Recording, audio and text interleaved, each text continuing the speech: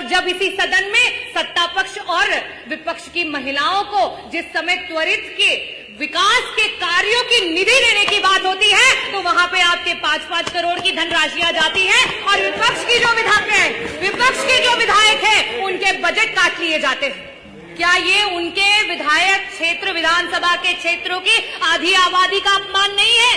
क्या उनको विकास का अधिकार नहीं है? ये है आपका झूठा नारी वंदन और नारी अभिनंदन। और आप महिलाओं की बात करते हैं। आज रोडों पे आशाएं रो रही हैं, आज रोडों पे समूह की बहनें रो रही हैं, आज रोडों पे आंगनवाड़ी की महिलाएं रो रही हैं, आज हमारी रसोइयां रो रही हैं, आज हमारी पंचायत सहायक रो रही हैं, आज महिलाएं जो युवा महिलाएं हैं वो नौकरी का इंतजार करते करते रो रही हैं और आप महिला वंदन की बात करते हैं। मैं आपसे कहना चाहूंगी कि अगर आप महिलाओं को सच में आरक्षण देना चाहते हो तो आज की वर्तमान स्थिति में जनता, क्योंकि अगर वास्तव में भारतीय जनता पार्टी को महिला के अधिकारों की चिंता होती तो 2023 सितंबर में पार्लियामेंट में सर्वसम्मति से पास हुआ बिल 2.5 साल बाद आधी रात में नोटिफिकेशन जारी नहीं किया जाता। भारतीय जनता पार्टी जिस तरीके से महिलाओं के साथ व्यवहार कर रही है वो किसी से छिपा नहीं है और आज यूपी की प्रत्येक नारी इस बात से परेशान है। मैं कुछ चंद बातों से अपनी बातों को शुरू करना चाहूंगी कि मैं यूपी की नारी हूं, बेखौफ सताई जाती हूं, राम राज्य का झांसा देके बलि चढ़ाई जाती हूं, सिंदूर कोख और इज्जत नोच जिंदा लाश बनाई जाती हूं, नकली आरक्षण का धोखा देके शतरंज नचाई जाती हूं, मैं यूपी की नारी हूं, हर रोज जलाई जाती हूं। आज भारतीय जनता पार्टी की जो सरकार है, डबल इंजन की सरकार, और खास करके उत्तर प्रदेश की जो सरकार है, उसकी नकारात्मक सोच महिला को कहीं जिंदा जला रही है तो कहीं मार के जला रही है, कहीं घरेलू महिला को जला रही है तो कहीं कामकाजी महिला को जला रही है। और यहां तक कि भारतीय जनता पार्टी की खुद की महिला कार्यकर्ता हो, यहां तक कि महिला विधायक को भी जला रही है और उनको जलाने के बाद देखने तक नहीं जा रही।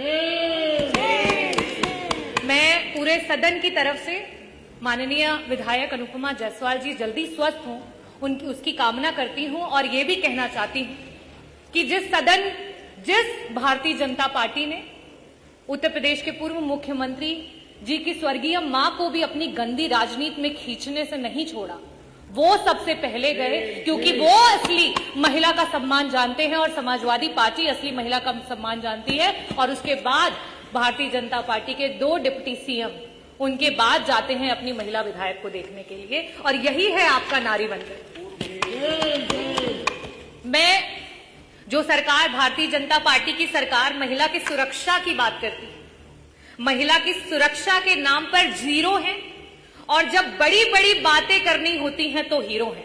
आज एनसीआरबी के आंकड़े जिस तरीके से दिखा रहे हैं, खास करके महिलाओं पे अत्याचार, महिलाओं को आए दिन किस तरीके से जलाया जा रहा है, मारा जा रहा है, सामूहिक दुष्कर्म किया जा रहा है, और आपकी सरकार जो है वो चुप है, संरक्षण दे रही है। कहां थे आप अभी 1 हफ्ते पहले जो है विश्वकर्मा समाज की 16 साल की बच्ची के साथ सामूहिक बलात्कार हुआ, उसको जला दिया, उसको मार दिया गया। कहां थे आप जब लखनऊ में 13 साल की बच्ची जो है उसके साथ सामूहिक बलात्कार? कहां थे आप जब गाजियाबाद में 4 साल की बच्ची है उसकी बलात्कार करके हत्या कर दी गई? कहां थे आप जब मेरठ में एक दलित मां को मार दिया और उसकी बेटी को उठा करके ले गए? कहां थे आप जब कानपुर में एक 15 साल की बिटिया को उसका यौन शोषण किया जा रहा है? कहां थे आप जब बुलंदशहर में आपकी ही पुलिस महिला की इज्जत लूट रही थी? कहां थे आप जब घटना हुई हाथरस में, मथुरा में, मेरठ में, सुल्तानपुर में, कासगंज में, कौशाम्बी में, बनारस में, लखीमपुर खीरी में, उन्नाव में और फतेहपुर में बेटियां बर्बाद हो गई? कहां थे आप? अगर इन परिवारों को किसी ने मदद पहुंचाई तो समाजवादी पार्टी ने पहुंचाई, अगर वहां कोई पहुंचा तो समाजवादी पार्टी के राष्ट्रीय अध्यक्ष श्री अखिलेश यादव जी को।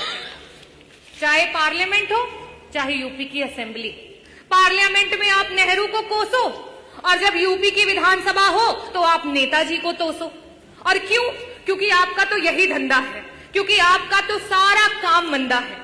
नेताजी ने उस सोच को आगे बढ़ाया कि पंचायत चुनाव में 33% का आरक्षण ला करके महिलाओं को पंचायत में ब्लॉक प्रमुख से लेकर के जिला पंचायत अध्यक्ष से लेकर के प्रधान से लेकर के बीडीसी की कुर्सियों पर बिठाया। लेकिन आप क्या कर रहे हो? वो 33% का आरक्षण पाकर के जो महिलाएं हमारी नेतृत्व कर रही थी उस चुनाव को ही टाल दिया, क्योंकि आपसे महिलाओं का नेतृत्व नहीं देखा जाता है। आप तो महिलाओं के नेतृत्व को दरकिनार करके सिर्फ नारी को नारा बना करके इस्तेमाल करना चाहते हो। ये भारतीय जनता पार्टी का असली चेहरा है। आप इस सदन में जो बैठी महिलाएं हैं, जो उधर बैठी हैं, जो इधर बैठी हैं, आप जब उन्हें एक समान नेत्रों से नहीं देख पा रहे हैं तो हम धरातल की क्या बात करें। 1 ट्रिलियन इकोनॉमी की बात करने वाली सरकार, और जब इसी सदन में सत्ता पक्ष और विपक्ष की महिलाओं को जिस समय त्वरित के विकास के कार्यों की निधि देने की बात होती है तो वहां पे आपके 5-5 करोड़ की धनराशियां जाती हैं और विपक्ष के जो विधायक हैं उनके बजट काट लिए जाते हैं। क्या ये उनके विधायक क्षेत्र विधानसभा के क्षेत्रों की आधी आबादी का अपमान नहीं है? क्या उनको विकास का अधिकार नहीं है? ये है आपका झूठा नारी वंदन और नारी अभिनंदन। और आप महिलाओं की बात करते हैं।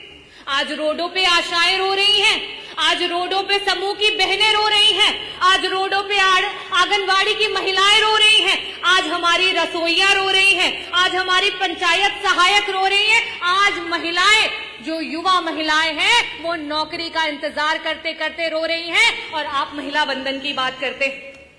मैं आपसे कहना चाहूंगी कि अगर आप महिलाओं को सच में आरक्षण देना चाहते हो तो आज की वर्तमान स्थिति में उत्तर प्रदेश की सदन में 403 सीटों पर आप 33 क्या 50% का आरक्षण लागू करो और पूरा समूचा विपक्ष आपके साथ खड़ा हो जाएगा। लेकिन आप तो षड्यंत्र करना चाहते हो, आप तो विधानसभाओं को तोड़ना मरोड़ना चाहते हो। आप 2011 के सेंसस से अभी के आरक्षण को लागू करना चाहते हो। आप नियम कानून से नहीं चलना चाहते हो, आप सिर्फ और सिर्फ नारी को इस्तेमाल करके नारा बना करके अपनी कुर्सी को हथियाना चाहते हो। मैं आखिरी में अधिष्ठाता महोदय सिर्फ यही कहना चाहूंगी